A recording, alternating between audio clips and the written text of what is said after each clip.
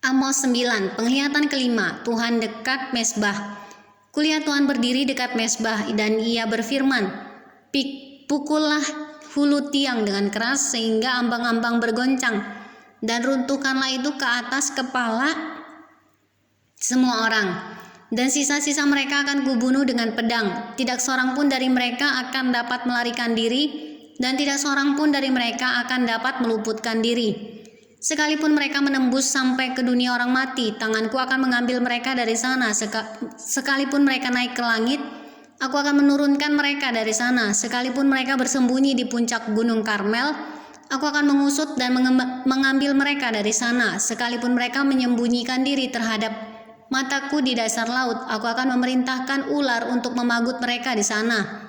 Sekalipun mereka berjalan di depan musuhnya sebagai orang tawanan, aku akan memerintahkan pedang untuk membunuh mereka di sana.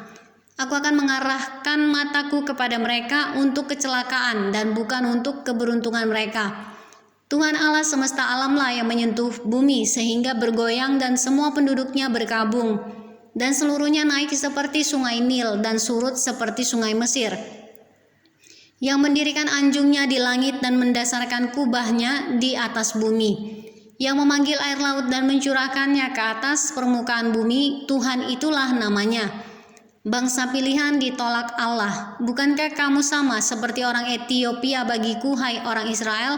Demikianlah firman Tuhan. Bukankah aku telah menuntun orang Israel keluar dari tanah Mesir, orang Filistin dari Kaftor, dan orang Aram dari Kir?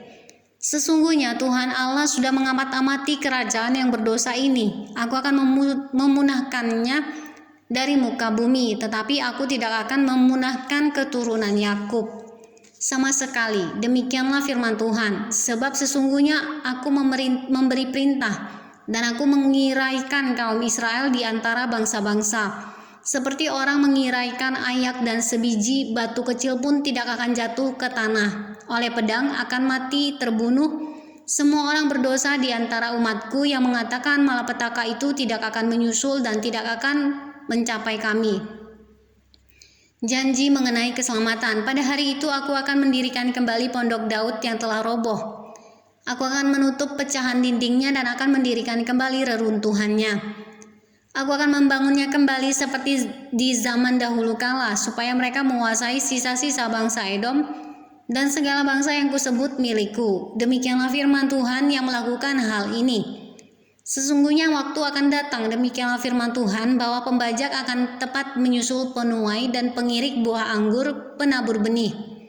Gunung-gunung akan meniriskan anggur baru dan segala bukit akan kebanjiran. Aku akan memulihkan kembali umatku Israel. Mereka akan membangun kota-kota yang licin tandas dan mendiaminya. Mereka akan menanami kebun-kebun anggur dan minum anggurnya. Mereka akan membuat kebun-kebun buah-buahan dan makan buahnya. Maka aku akan menanam mereka di tanah mereka, dan mereka tidak akan dicabut lagi dari tanah yang telah kuberikan kepada mereka, firman Tuhan Allahmu.